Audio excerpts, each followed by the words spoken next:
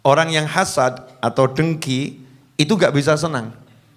Jadi dia lihat temennya sejawatnya naik jabatan, dia gak senang. Ya, kemudian muncul tambahan lagi, mudah-mudahan tersangkut kasus. Kemudian jatuh.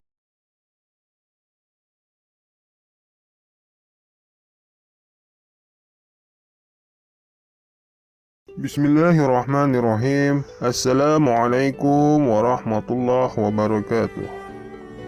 Innal hamdalillah na'maduhu wa nasta'inuhu wa nastaghfiruhu wa na'udzu billah min sururi anfusina wa min sayyiati a'malina. Man yahdihillahu fala mudilla lahu wa man yudlil fala hadiya lahu. Asyhadu an la ilaha illallah wahdahu la syarika lahu wa ashhadu anna Muhammadan abduhu wa rasuluh wa ala alihi wa ashabi ajma'in wa ba'du. Saudara onlineku yang berbahagia dan dirahmati Allah subhanahu wa ta'ala, alhamdulillah kita dapat berjumpa kembali di channel yang insyaallah barokah ini. Insyaallah kita senantiasa diberikan kesehatan, keberkahan umur panjang, serta senantiasa mendapatkan taufik dan hidayah dari Allah subhanahu wa ta'ala. Pada perjumpaan kali ini, marilah kita mengaji dan menuntut ilmu bersama Habib Nopel bin Muhammad Al-Idrus dengan tema yang berjudul Jangan Dengki. Al-hasadu ya'kulul hasanati kama ta'kulun narul hatab, was-sadaqatu tudfi'ul khati'ah kama yudfi'ul ma'un nar, was-salatu nurul mu'min, was-siyamu junnatun minan nar. Atau kama qala sallallahu. Disebutkan bahwasannya Rasulullah sallallahu alaihi wasallam bersabda, al-hasadu ya'kulul hasanat kama ta'kulun narul hatab. Ini yang pertama. Al-hasad, ya. Hasad itu adalah rasa tidak suka melihat orang lain dapat nikmat. Jadi rasa nggak suka orang lain dapat nikmat. Itu namanya hasad. Kemudian naik lebih tinggi lagi pangkatnya. Setelah nggak suka lihat orang dapat nikmat, dia pengen nikmat yang dimiliki oleh orang itu hilang. Ya, nikmat yang dimiliki orang itu hilang. Ini namanya hasad. Jadi misal ada orang naik jabatan di kantor. Seharusnya satu kantor ini ikut senang atau enggak ikut senang? Seharusnya ikut senang. Orang yang hasad atau dengki itu enggak bisa senang. Jadi dia lihat temennya sejawatnya naik jabatan, dia enggak senang. Ya, kemudian muncul tambahan lagi, mudah-mudahan tersangkut kasus, kemudian jatuh jabatannya, naudzubillah min dzalik. Dia pengen kenaikan pangkatnya itu hilang, dia pengen nikmat yang didapat saudaranya itu hilang. Ini namanya hasad. Dan hasad inilah penyakit hati pertama kali yang diwariskan oleh iblis. Penyakitnya iblis. Jadi hasad itu adalah penyakitnya iblis. Makanya orang yang hasad berarti niru iblis. Ya, iblis itu ketika melihat Nabi Adam alaihissalam, kakek kita semua, diangkat jadi pemimpin, para malaikat disuruh sujud, iblis nggak suka. Ya, iblis nggak suka. Dan iblis pengen pangkat itu segera hilang. Makanya dengan segala cara iblis berupaya agar Nabi Adam itu dijatuhkan. Nabi Adam dijatuhkan. Dan hasadnya iblis kepada Nabi Adam alaihissalam itu terus sampai sekarang diturunkan kepada anak buahnya, kepada setan. Ya, agar apa? Agar setan membawa manusia jangan sampai nanti dikembalikan ke dalam surga. Jangan sampai nanti manusia menjadi lagi pemimpin di muka bumi. Maka iblis mengajari setan, setan ngajari manusia. Ya. Mengajari manusia untuk apa? Untuk punya sifat hasad, punya sifat dengki. Karena barang siapa sifatnya niru iblis, nah berarti nanti dia akan jadi temannya iblis, maka dia akan masuk neraka bersama iblis. Na'udzubillah min dzalik. Bahkan orang yang hasad itu tidak dikatakan punya kebaikan. Bisa jadi orang yang hasad itu memang orangnya punya kebaikan. Seperti iblis. Iblis itu dulunya punya kebaikan enggak? Punya. Iblis itu bahkan memimpin sebagian malaikat dalam membasmi kejahatan yang terjadi di jagat terutama di muka bumi saat itu. Tapi karena iblis itu hasad, iblis itu dengki, maka Allah Ta'ala habiskan kebaikannya iblis. Ya, habis seketika dan iblisnya dilaknat, diusir dari surga, diusir dari langit, ya, diusir dari rahmat. Iblis gak boleh lagi naik ke langit. Setiap kali naik ke langit dilempari oleh malaikat. Gara-gara apa? Punya satu sifat. Gak banyak loh sifatnya. Punya satu sifat yang jeleknya luar biasa, namanya hasad, dengki, iri yang buruk. Karena itulah baginda Muhammad sallallahu alaihi wasallam menyatakan, al-hasadu yakulul hasanat. Yang namanya hasad, sikap dengki itu akan menggerogoti, memakan habis al-hasanat. Berbagai macam kebaikan yang dimiliki oleh orang yang bersikap hasad. Jadi jelas ya, orang hasad itu belum tentu orangnya jelek. Ya, belum tentu orangnya jelek. Bisa jadi orang hasad itu orangnya baik. Artinya baik bagaimana? Punya banyak kebaikan secara lahiriah. Bisa jadi orangnya itu ya ahli cari ilmu. Bisa jadi orangnya ahli tahajud. Bisa jadi orangnya ahli ya berzikir. Bisa jadi orangnya ahli amal soleh. Begitu dia punya sifat hasad, maka kebaikan-kebaikannya habis. Ya seperti apa? Seperti takulun narul hatab. Api memakan kayu bakar. Kalau dulu nih kita mau masak kan bahan bakarnya kayu. Kayu itu kalau dimasukkan ke dalam kobaran api, enggak lama kayunya jadi arang. Enggak kelihatan kayunya lagi, arang jadi debu. Selesai, habis. Cepat, makanya kalau ada kebakaran, naudzubillah min dzalik, itu yang dibakar cepat sekali hilang, hancur. Nah kebaikannya orang-orang yang hasad, itu hancur. Tak berbekas lagi, yang tampak jadinya kotoran, yang tampak jadinya arang, yang tampak jadinya adalah abu yang mengganggu, yang tidak menyenangkan. Gara-gara dia punya sifat hasad ya, punya sifat dengki. Berarti penyakit ini ngeri atau enggak ngeri?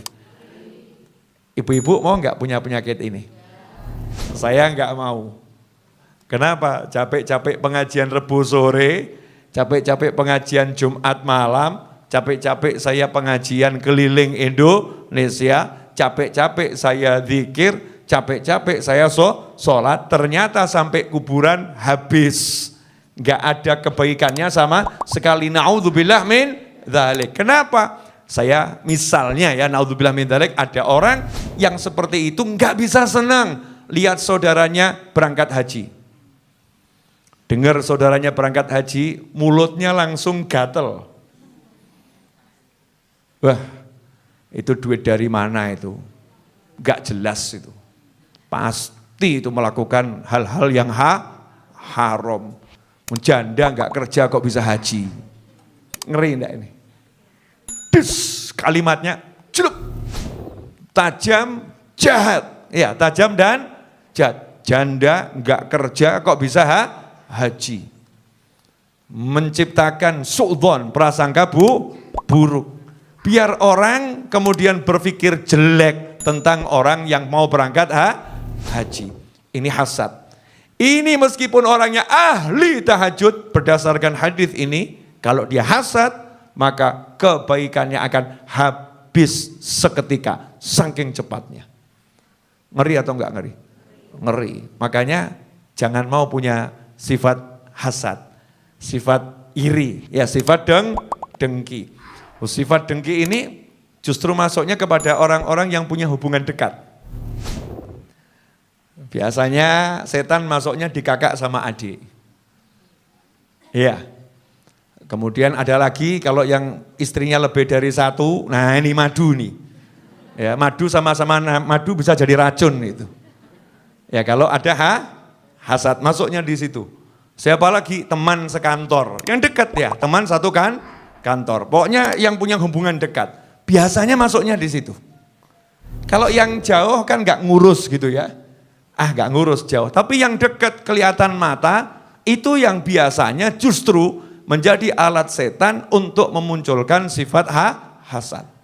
Makanya setiap pagi kita diajari oleh Nabi Muhammad sallallahu alaihi wasallam agar kita ikrar, menghapuskan diri dari sifat hasad. Kita ikrar. Allahumma ma asbahabi min ni'matin au bi ahadin min khalqik faminka wahdaka la syarika laka falakal hamdu walakal syukru ala dzalik ya Allah.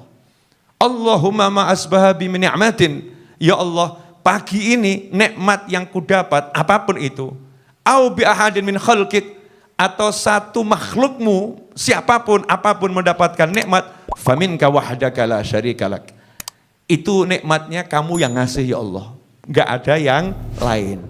Faminka wahdaka la syarika lak falakal hamdu walakas syukru ala dzalik. Maka segala puji syukur bagimu ya Allah, karena kamu sudah memberi aku atau salah satu hambamu yang dapat nikmat siapapun itu, kamu sudah memberinya nikmat. Artinya apa? Setiap pagi kita ikrar, melu senang, ya ikut senang lihat orang dapat nikmat. Kalau bisa ikut senang lihat orang dapat nikmat, namanya hasad atau syukur?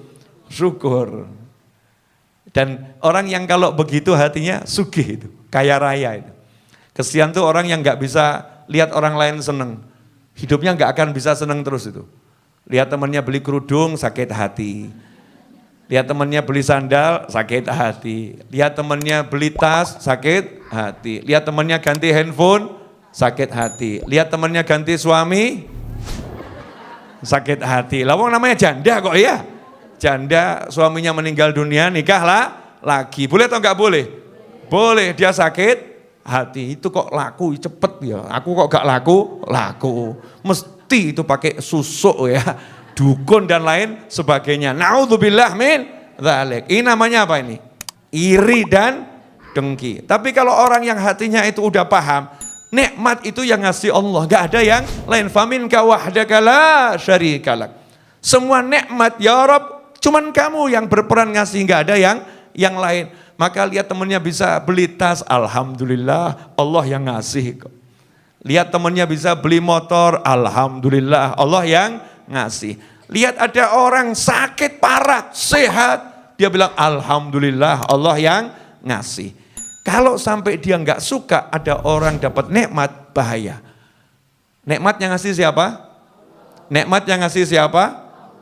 Contoh misalnya, ini di sini kan dikasih teh, ya air mineral, dikasih betul ya?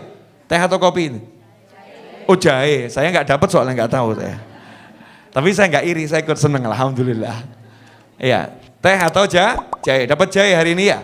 Dapat jahe sama air mineral, betul? Nah, kok kebetulan salah satu saya tambahin kopi, saya tambahin susu. Boleh atau nggak boleh? Boleh, tuan rumahnya saya, suka-suka saya, betul kan? Nah, kok ada oknum jamaah rebus sore yang kemudian protes. Dia kok dapat, aku kok tidak.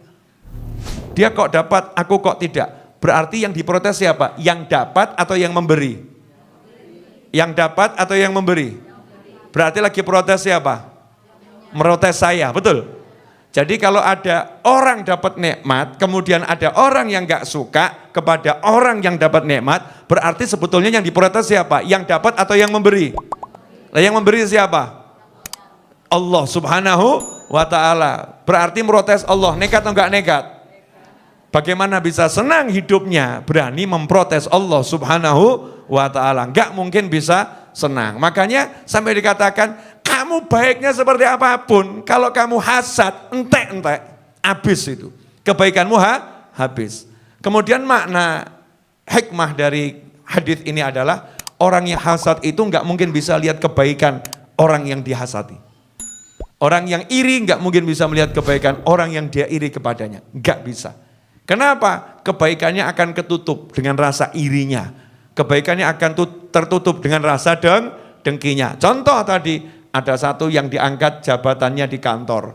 Orangnya baik, semua muji-muji. Dia nggak akan bisa lihat kebaikannya. Pasti ada kalimat, tapi kan orangnya, tapi kan orangnya, tapi kan orangnya, tapi kan orangnya, tapi kan orangnya. Yang muncul keburukan-keburukan yang direkayasa oleh otaknya. Dia nggak akan bisa mengakui kebaikan orang lain. Ngeri.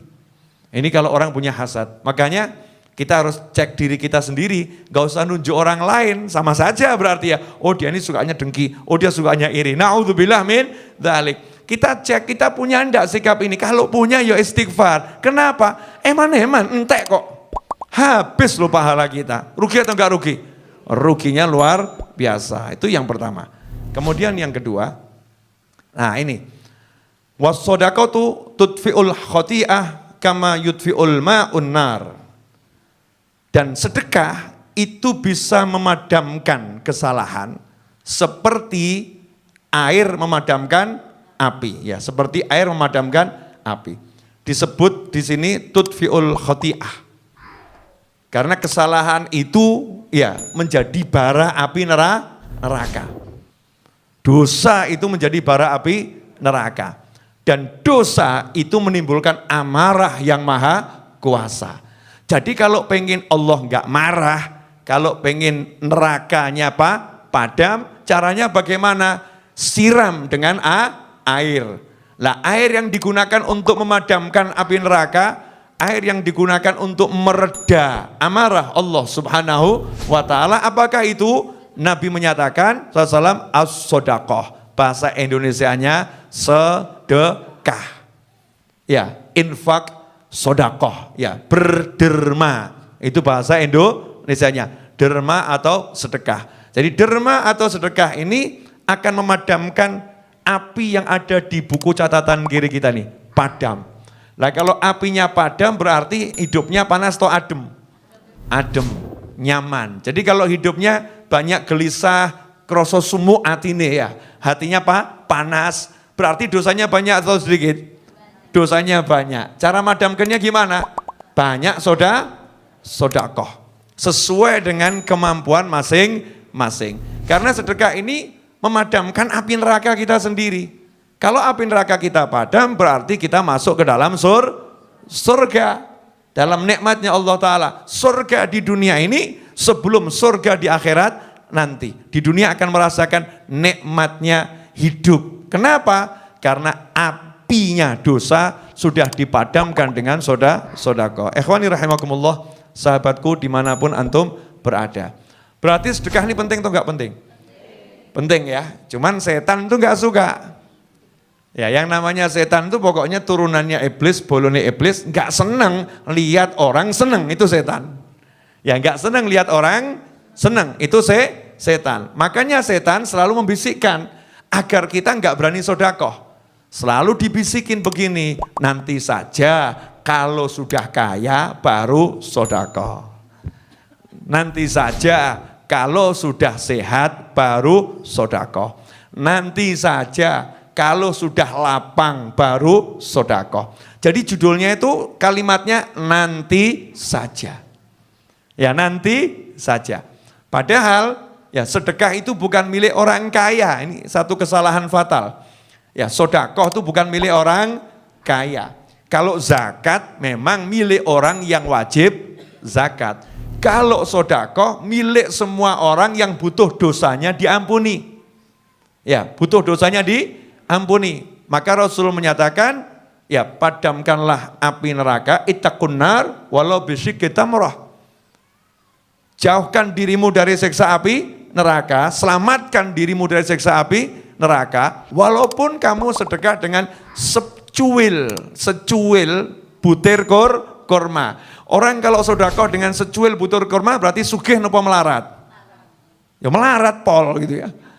Udah nggak punya apa-apa, punya kurma cuma satu dibagi jadi dua. Ini yang diajarkan Nabi Muhammad SAW. Jangan nunggu kaya, selamatkan dirimu dari siksa api neraka, walaupun dengan sedekah separuh kurma. Nih, sodakohkan. Jadi sedekah bukan milik orang kaya, milik siapapun umat Nabi Muhammad Sallallahu Alaihi Wasallam. Lah kalau kita yang pas-pasan saja suka sodakoh, lah kok yang turah-turah nggak suka sodakoh, ya berarti ya suka sama api neraka. Naudzubillah min dzalik. Koyo-koyo niki kok wis kebal neraka gitu ya.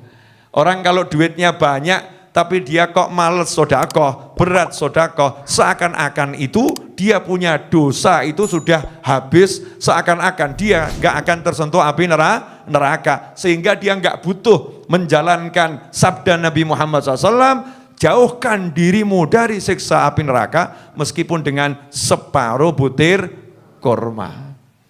Nah artinya apa? Artinya siapapun di antara kita dianjurkan untuk sedekah, berderma, sedekah. Bahkan dikatakan afdhalus sedekah, sedekah yang paling besar nilainya di sisi Allah Subhanahu wa taala adalah sedekah yang engkau keluarkan wa anta sahih syahih takhshal faqra wa ta'mulul ghina atau kama qala sallallahu. Kamu dalam keadaan sehat. Beda loh ya. Orang kalau sakit sedekah itu ada harapannya. Moga-moga berkat sedekah jadi sembuh. Boleh, enggak apa-apa. Tapi ya biasa, itu namanya sedekah levelnya level biasa. The next level adalah kamu sehat. Jadi sedekah bukan karena pengen sembuh dari penyakit. Antas sahih. Kemudian syahih, kamu dalam keadaan pelit mengeluarkannya, berat mengeluarkannya. Kenapa? Punyanya cuman itu mungkin. Kalau dikeluarkan habis. Punyanya cuman sedikit. Kalau dikeluarkan sisanya sangat mepet.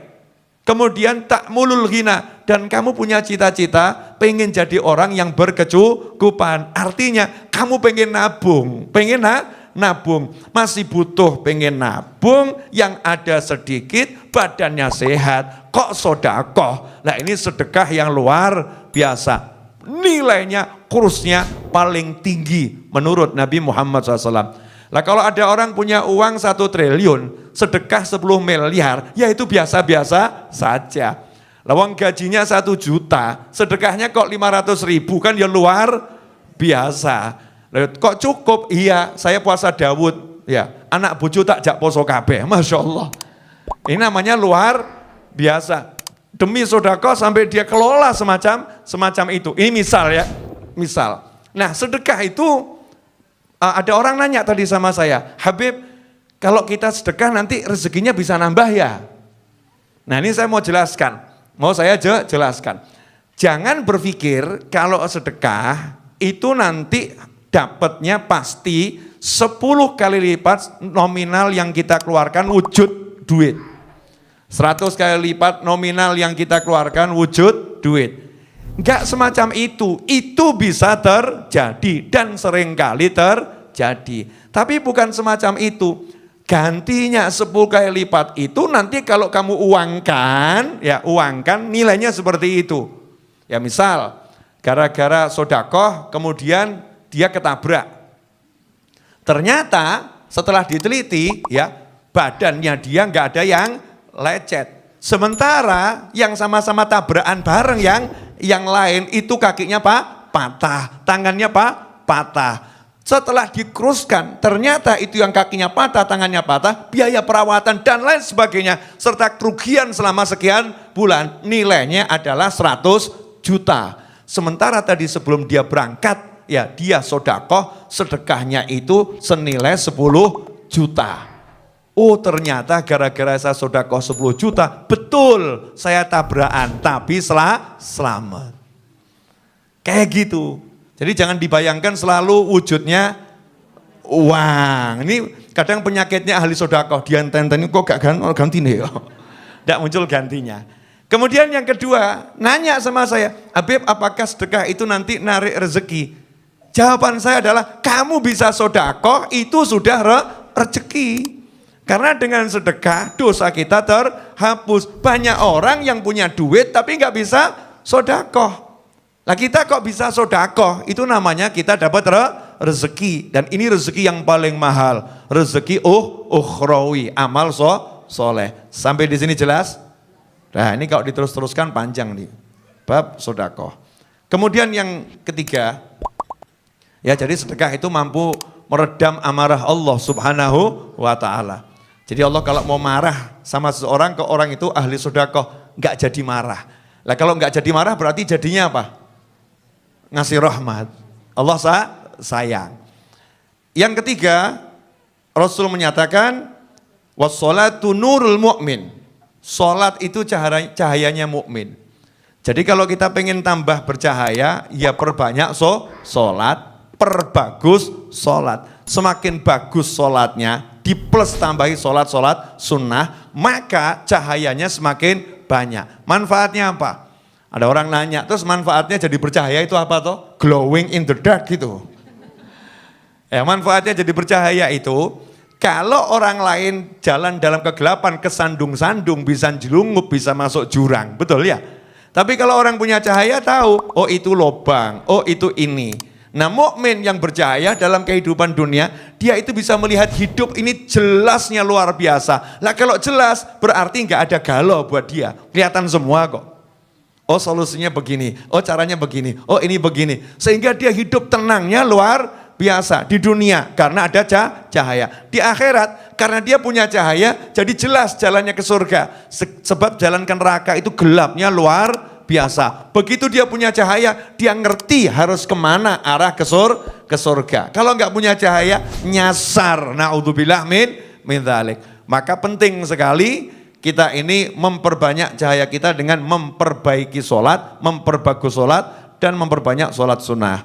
Kemudian wasyamu junnatun minan nar, dan sesungguhnya puasa adalah benteng dari siksa api neraka. Selain puasa Ramadan, puasa sunnah. Jadi puasa sunnah ini benteng dari siksa api neraka. Orang yang ahli puasa bahkan punya pintu khusus untuk masuk surga. Ya, punya pintu khusus untuk masuk surga. Orang yang ahli puasa. Kalau dia punya pintu khusus masuk surga, berarti dia punya tameng khusus untuk menjauhkan dirinya dari siksa api neraka. Nah inilah beberapa hal yang disampaikan oleh Nabi Muhammad SAW yang alhamdulillah sudah kita bahas sore hari ini. Mudah-mudahan berkah dan manfaatnya. Alhamdulillah kita telah bersama-sama menyimak penjelasan dari guru kita Habib Nopel bin Muhammad Al-Idrus. Beliau menjelaskan bahwa hasad itu ialah rasa yang tidak suka apabila orang lain mendapatkan nikmat. Seharusnya kita ikut berbahagia terhadap apa yang saudara atau orang lain dapatkan. Sifat hasad ini justru ingin sekali apa yang didapatkan oleh orang lain itu cepat hilang. Misalkan, tetangga kita habis beli kulkas baru. Karena kita hasad, lalu kita berdoa, semoga kulkasnya cepat rusak. Semoga. Pokoknya, mendoakan yang tidak baik untuk orang lain. Sifat hasad ini adalah penyakit hati pertama kali yang diwariskan oleh iblis kepada manusia. Semoga kita semua bisa dijauhkan dari sifat dengki atau hasad ini. Semoga kita bisa memahami dan senantiasa mengamalkan dari apa yang telah beliau sampaikan. Semoga doa dan hajat baik kita insya Allah dikabulkan dan segera diwujudkan oleh Allah Subhanahu wa Ta'ala. Semoga kita diberikan kehidupan yang barokah serta diberikan kenikmatan hidup di dunia dan akhirat. Amin ya rabbal alamin. Jazakumullah khairan katsiran. Wassalamualaikum warahmatullahi wabarakatuh.